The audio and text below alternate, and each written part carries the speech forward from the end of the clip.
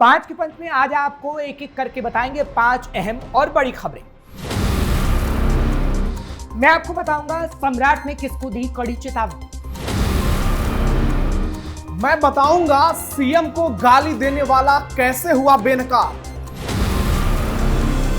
मैं आपको बताऊंगी भरत तिवारी एनकाउंटर पर क्यों मचा है बवाल।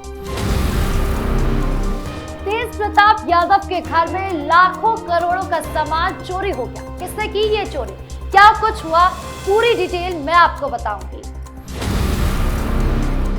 मैं आपको बताऊंगी कैसे फैजल खान की मुश्किलें बढ़ी, शिक्षा विभाग में भी बड़ा एक्शन।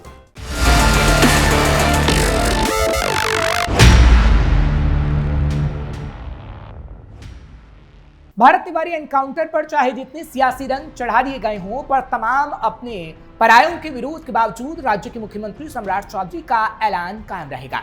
वो है सम्राट मॉडल। ये सच है कि विपक्ष से ज्यादा सत्ता के नामवर नेताओं के बयान भरत तिवारी के एनकाउंटर पर आए। बावजूद मुख्यमंत्री के रूप में अपराधियों के खिलाफ शुरू किए गए अभियान के पीछे सम्राट चौधरी ने जिस दृढ़ता का संकेत दिया, काबिले तारीफ है।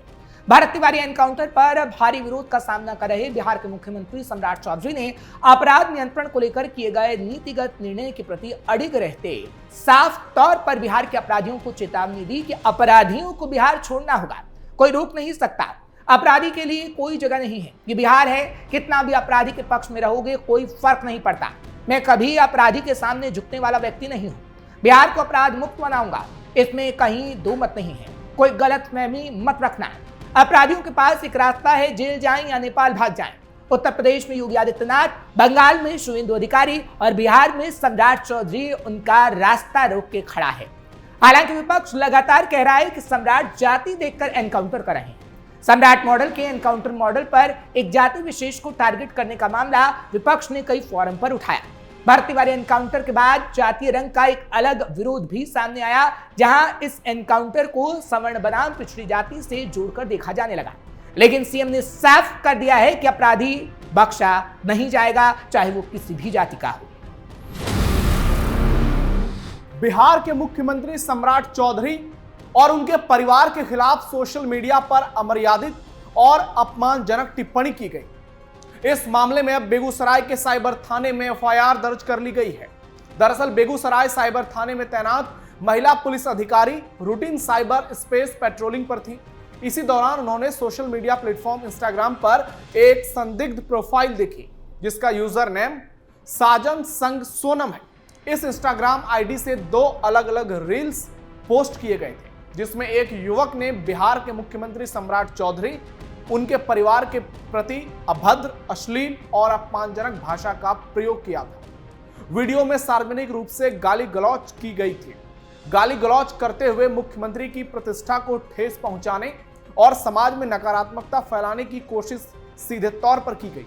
पुलिस ने अपनी शिकायत में कहा कि इंस्टाग्राम आईडी से प्रसारित की जा रही टिप्पणियां और वीडियो पूरी तरह से सार्वजनिक है। इससे न केवल मुख्यमंत्री और उनके परिवार की छवि धूमिल हो रही है, बल्कि आम सोशल मीडिया यूजर्स के बीच इसका बेहद नकारात्मक प्रभाव पड़ रहा है। इस तरह के भड़काऊ और अश्लील वीडियो से इलाके में लोक शांति भंग होने की प्रबल आशंका है। पुलिस ने आरोपी के खिलाफ बीएनएस की धारा 79, 351(3), 352, 356 और आईटी एक्ट की धारा 67 के तहत मामला दर्ज किया है। साइबर सेल की टीम अब उस आईपी एड्रेस और मोबाइल नंबर को ट्रैक कर रही है, जिससे यह इंस्टाग्राम अकाउंट संचालित किया जा रहा था।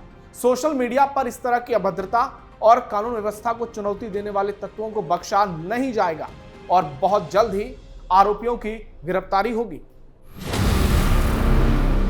भरत तिवारी एनकाउंटर पर सियासी बवाल थमने का नाम नहीं ले रहा।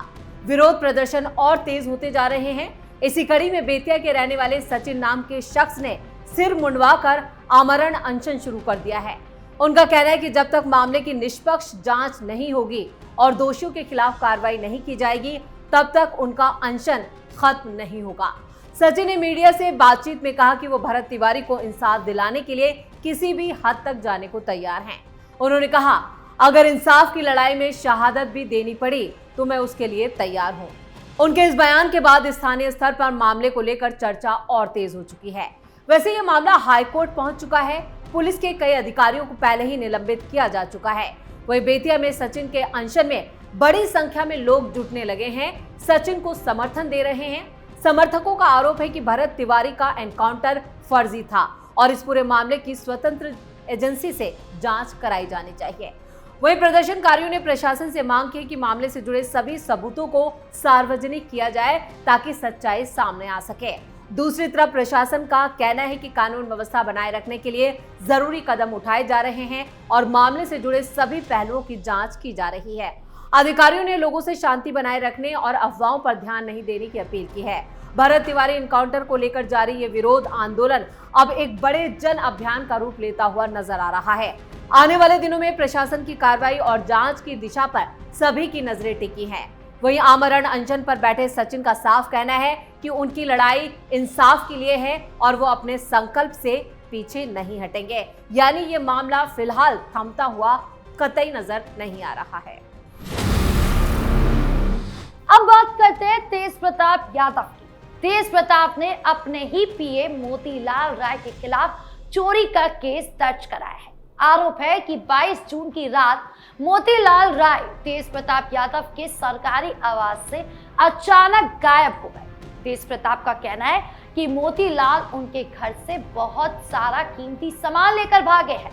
चोरी हुए सामान में 20 लाख रुपए कैश, सोने की चेन, सोने की अंगूठी, एक आईपैड, एक Lenovo laptop, 4 iPhone 17 pro max, 4 pen drive और 2 हार्ड डिस्क शामिल है।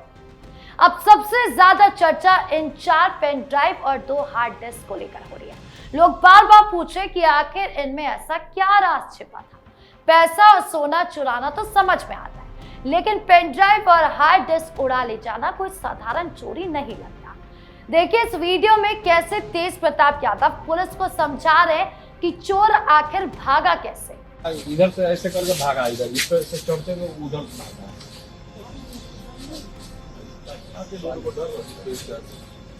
चोर को डर लगेगा, डर लगता है चोरी नहीं करता। आपको बता दें कि मोतीलाल राय तेज प्रताप यादव के बहुत करीबी माने जाते हैं। वो लंबे समय से उनके साथ थे और उनके हर छोटे बड़े काम को संभालते थे।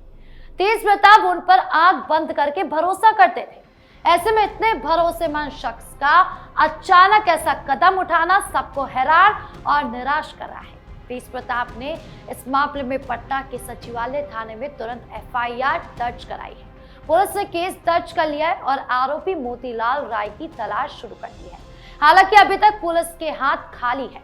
अब ये पूरा मामला बिहार की राजनीति में भी तेजी से गर्मा गया है। कुछ लोग इसे सामान्य चोरी बता रहे हैं, तो कुछ इसे किसी बड़े राज या राजनीतिक साजिश से जोड़कर देख रहे हैं। अब सबकी नजर पुलिस की जांच पर टिकी है। देखना होगा कि इन पेन ड्राइव और हार्ड डिस्क में आखिर क्या था और मोतीलाल राय कब तक पुलिस की गिरफ्त में आता है। पटना में हाल ही में हुए फायरिंग मामले के बाद चर्चित कोचिंग संस्थान खान ग्लोबल स्टडीज एक बार फिर से जांच और कार्रवाई की संभावना को लेकर सुर्खियों में है। मुसलपुर स्थित संस्थान में फायर विभाग ने दूसरी बार फायर सेफ्टी ऑडिट किया, जिसमें कई सुरक्षा मानकों में कमी पाए जाने का दावा किया गया है। विभाग के अनुसार इससे पहले 7 जून को भी इंस्पेक्शन के दौरान खामियां सामने आई, जिसके बाद संस्थान को सुधार के निर्देश दिए गए। हालांकि दूसरी जांच में विभाग ने माना कि कुछ बदलाव जरूर किए गए हैं, लेकिन वो तय किए गए नियमों के अनुसार नहीं। जांच के दौरान सबसे बड़ी आपत्ति फायर स्टेयर के अधूरे निर्माण पर दर्ज की गई। इसके अलावा स्प्रिंकल सिस्टम पूरी तरह से ठीक नहीं पाया गया और डिटेक्टर सिस्टम भी पूरी तरह ऑटोमेटिक नहीं होने की बात सामने आई है। विभाग ने यह भी कहा है कि परिसर में ओवरहेड वाटर टैंक और अंडरग्राउंड टैंक की व्यवस्था नहीं है और फायर एग्जिट को लेकर भी जरूरी इंतजाम अधूरे ही बताए जा रहे हैं।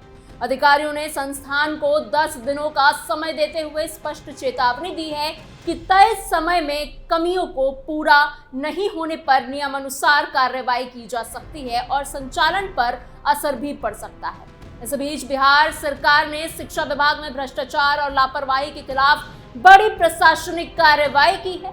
शिक्षा मंत्री मिथिलेश तिवारी की अध्यक्षता में हुई समीक्षा बैठक के बाद विभाग ने कई अधिकारियों पर सख्त कदम उठाए हैं। कार्रवाई के तहत 6 अधिकारियों को निलंबित और बर्खास्त किया गया है, जबकि कुछ दूसरे वेतन और पेंशन में स्थायी कटौती के आदेश जारी किए गए हैं। कार्यवाही की जद में भोजपुर, बांका, सुपौल और मधुबनी से जुड़े अधिकारी शामिल बताए जा रहे हैं। भोजपुर के तत्कालीन डीपीओ मोहम्मद इरशाद अंसारी पर वित्तीय गड़बड़ी यानी फाइनेंशियल गड़बड़ी और सरकारी पैसों के गलत इस्तेमाल के आरोप सही पाए जाने के बाद बर्खास्तगी का फैसला लिया गया है। वहीं बांका के पवन कुमार, सुपौल के रामाशीष महतो और बिहार संस्कृत शिक्षा बोर्ड के तत्कालीन सचिव राजेश कुमार पर भी कार्रवाई की गई है।